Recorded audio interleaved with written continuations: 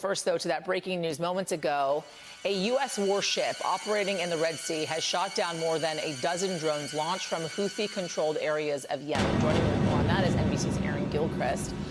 Aaron, if you will, walk us through more of what we know this hour. Yeah, we're getting this information from U.S. Central Command, the Pentagon agency that runs U.S. military operations in the Middle East. And as we understand it was early this morning that the USS Carney, part of the two aircraft carrier strike groups that have been stationed in the Mediterranean, discovered these drones that had been launched. They say they were attack drones that were launched from the Houthi-controlled areas of Yemen towards the Red Sea. And the USS Carney was able to shoot those drones down.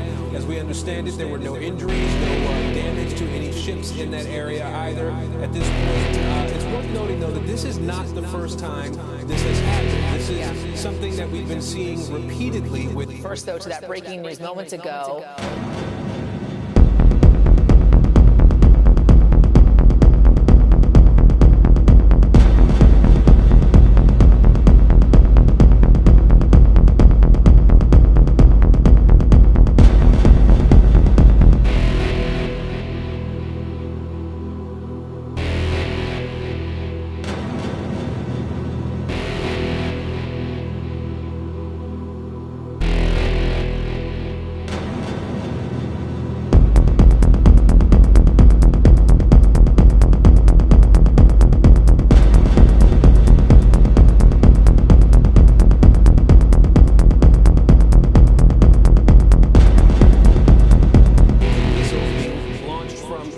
Houthi rebel areas of Yemen towards the Red Sea and at ships, commercial ships that have been transiting through the Red Sea.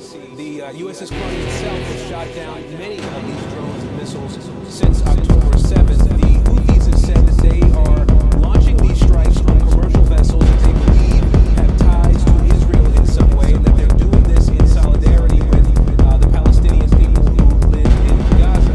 There have been several instances where these ships having connections to Israel have been disputed.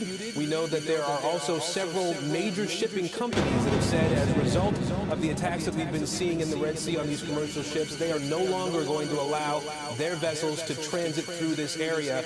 This is a part of the world that sees a significant portion of the